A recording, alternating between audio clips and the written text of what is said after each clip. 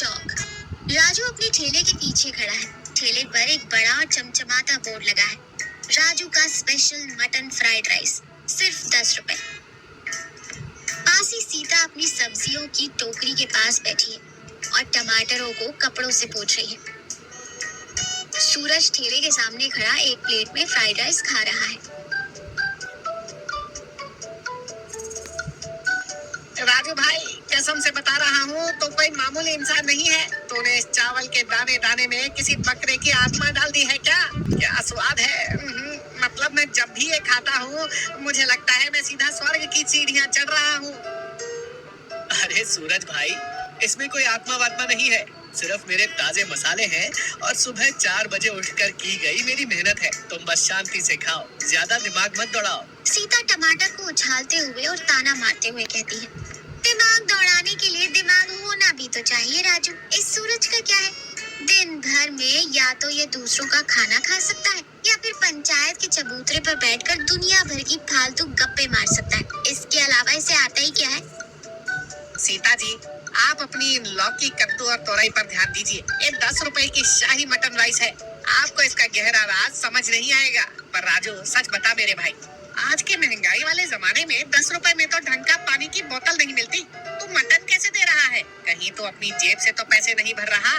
क्योंकि मैं पानी नहीं फ्राइड राइस बेच रहा हूँ और मेरी जेब की फिक्र तू मत कर। तेरी प्लेट खाली हो गई है ना, तो तू ये फालतू के सवाल बंद कर। अपनी जेब से 10 का कड़क नोट निकाल, मेरे हाथ में रख और ये प्लेट वापस कर। इसमें तो चिल्लर ही नहीं है। फिक्र मत कर, कल पक्का 100% तेरा पैसा दे दूंगा।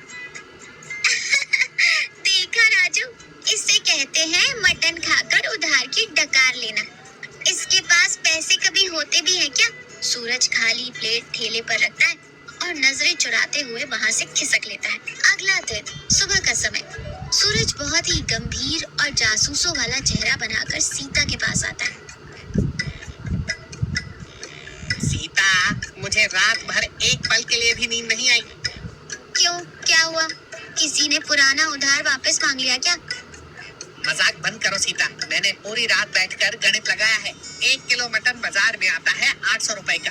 उसके बाद अच्छे वाले चावल, तेल, गैस का खर्चा और मसालों का पैसा अलग। इन सबको मिला ले तो एक प्लेट की कीमत कम से कम 50-60 रुपए होनी चाहिए। और हमारा राजू बाबू वो पूरी प्लेट मटन राइस सिर्फ 10 रुपए में दे रहा है। ये तो गणित के भी बाहर है और अर्थशास्त्र के भी। इस सब में पक्का कोई बहुत बड़ी गड़बड़ है। किस तरह की गड़बड़? वो बेचारा लड़का रोज सुबह 4 बजे उठकर काम करता है, दिन भर पसीने में नहाता है। वो किसी के घर में चोरी चकारी नहीं करता। तुझे उसे देखकर इतनी जलन क्यों होती है रे? जलन नहीं सीता, ये मेरी सामाजिक जिम्मेदारी है। तू ही सोच, वो मटन कहाँ से लाता है? कहीं वो रात के अंधेरे में लोगों की मुर्गियों पर मटन का लाल रंग तो नहीं पोत देता? या फिर वो कोई जादू टोना, कोई जड़ी बूटी मिलाता है जिससे लोगों को लत लग जाए? मुझे इसके पीछे का राज जानना ही होगा। आज रात में उसके घर जाऊंगा और रंगे हाथों पकड़ूंगा। सूरज, तू किसी दिन अपनी फालतू की जेम्स बॉन्ड वाली जासूसी के चक्कर में बहुत बुरी तरह मार खाएगा। उसे उसका काम करने दे और तू भी कोई ढंग का काम ढूंढ ले। ये पेट और स्वाद का सवाल है सीता जी। मैं जा रहा हूँ सच्चाई का पता लगाने। सत्य की जीत होकर रहेगी। तीसरी रात। सूरज एक पुरानी दीवार के पीछे छुपकर झांक रहा है। वहीं राजू एक बड़े से बर्तन में कुछ उबाल रहा है। लकड़ी की आग जल रही है। राजू एक बड़े चम्मच से उसे चला रहा है। बर्तन से बहुत गाढ़ी भाप निकल रही है। आज नहीं बचेगा ये राजू। आज रंगे हाथों पकड़ूंगा इसे। जरूर कोई जादुई जड़ी बूटी या कोई सस्ता मिलावटी सामान मिला रहा होगा। अभी इसका पर्दाफाश करता हूँ। सूरज थोड़ा आगे खिसकता है ताकि वो साफ देख सके। तभी उसका पैर एक खाली टीन के डिब्बे पर पड़ता है और एक जोरदार आवाज होती है। राजू तुरंत सतर्क होकर पीछे मुड़ता है। कौन है वहाँ? कौन छुप कर खड़ा है? सूरज घबरा जाता है। वो झिझकते हुए बाहर आता है। अरे राजू भाई, डरो मत, ये तो मैं हूँ, अपना सूरज। मैं तो बस ऐसे ही खाना खाकर रात की सैर कर रहा था। सोचा देख लूं तुम सोए या नहीं। राजू बर्तन का ढक्कन ढकते हुए, रात के 11 बजे, वो भी मेरी रसोई की पिछली दीवार के पास सैर कर रहे हो? वाह सूरज भाई, सैर करने की क्या बढ़िया जगह ढूंढी है। सीधे सीधे पूछ लो जो पूछना है। ये चोरों की तरह छुपने की क्या जरूरत है? ठीक है, अब जब तूने पूछ ही लिया है तो पतीले में इतनी रात को क्या बनाता है? मटन इतना सस्ता कैसे बेच रहा है तू? क्या तू किसी सस्ते या मरे हुए जानवर का गोश्त मिलाता है? देख भाई, अगर तू ऐसा कुछ कर रहा है तो ये गांव वालों के साथ बहुत बड़ा धोखा है।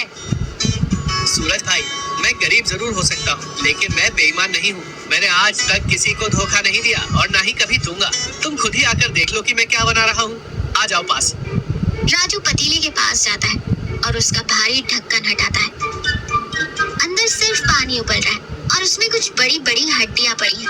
कहीं कोई मांस का टुकड़ा नहीं है।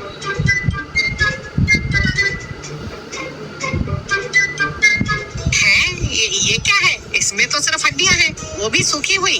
बोटियां कहाँ हैं?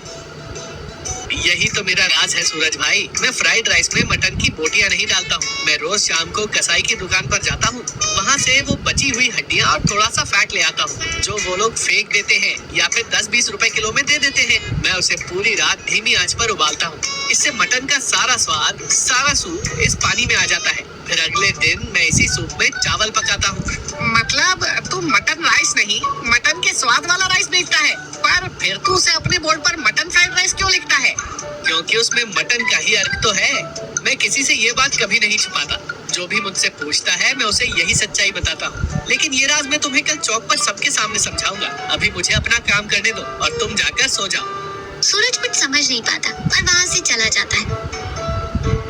राजू अपने ठेले पर काम कर रहा है। सीता अपनी दुकान पर है। सूरज वहाँ खड़ा है, लेकिन आज वो हमेशा की तरह बकवास नहीं कर रहा। सीता, राजू सच में बहुत चालाक और होशियार है। वो मटन के बिना ही मटन का पूरा स्वाद दे रहा है। क्या गजब का दिमाग लगाया है बंदे ने।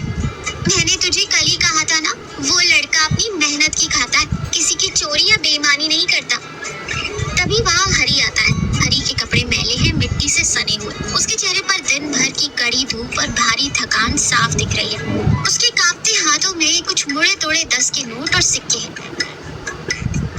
राजू बेटा, मुझे 1 प्लेट राइस दे दे। सुबह से कुछ नहीं खाया, पेट में चूहे कूद रहे हैं। अरे हरी काका, आइए आइए, यहाँ छाव में बैठिए।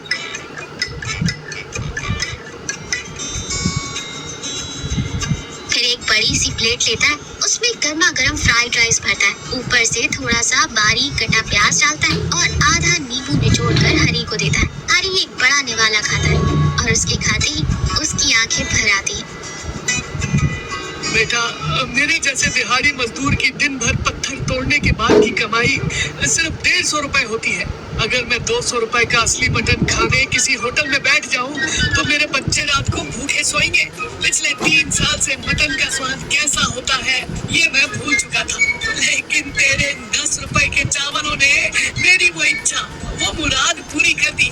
इस खाने में वो ताकत है जो मुझे कल फिर से धूप में मजदूरी करने की हिम्मत देती है। भगवान तुझे हमेशा खुश रखे। हरी शांति से अपने चावल खाने लगता है। राजू बहुत ही संतुष्टि से मुस्कुराते हुए उसे देख रहा है। सूरज और सीता ये सब चुपचाप देख रहे हैं। देख लिया सूरज भाई, ये है मेरा असली राज। बड़े बड़े होटलों में अमीर लोग मटन खाते हैं, लेकिन ये हरी काका जैसे लोग जो हमारे गांव की सड़कें बनाते हैं, हमारे लिए घर बनाते हैं, वो कहाँ जाएं अपना शौक पूरा करने। मैं सिर्फ 10 रुपए में उन्हें वो एहसास देता हूँ, वो खुशी देता हूँ जिसके वो हकदार हैं। और मैं इसमें भी 2 रुपए बचा लेता हूँ, जिससे मेरी बूढ़ी माँ की दवाइयाँ आ जाती हैं। और जो इन गरीबों की दुआएं मिलती है ना सूरज भाई, उसका कोई हिसाब नहीं लगा सकता। राजू भाई, मुझे माफ कर दे यार। मैं तुझे बहुत चालाक और बेईमान समझ रहा था।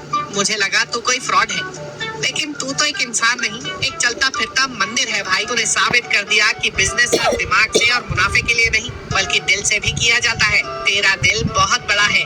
सीता मुस्कुराते हुए अपनी आंखें पोंछते हुए, आज पहली बार, इतने सालों में पहली बार सूरज के मुंह से कोई समझदारी वाली बात निकली है। राजू, तू सच में बहुत नेक काम कर रहा है। यार राजू, तेरी ये इमोशनल बातें सुनकर मेरी आंखों से तो गंगा जमुना बहने लगी है, लेकिन मेरा पेट अभी भी एकदम खाली है। एक काम कर, ये आंसू पोंछ और मेरे लिए भी 1 प्लेट लगा। और हाँ, एकदम फुल प्लेट लगा ना।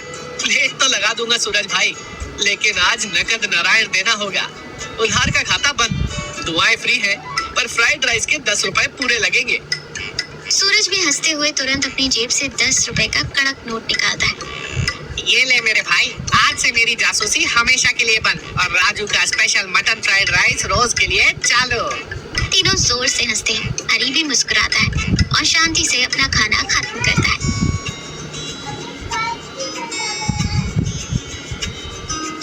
तो देखा, सच्ची सफलता और सुकून सिर्फ पैसा कमाने में नहीं है, बल्कि अपनी सूझबूझ और हुनर से दूसरों के चेहरे पर खुशी लाने में है। जब आप अपना काम ईमानदारी और इंसानियत के साथ करते हैं, तो उसमें सफलता और बरकत अपने आप ही आ जाती है।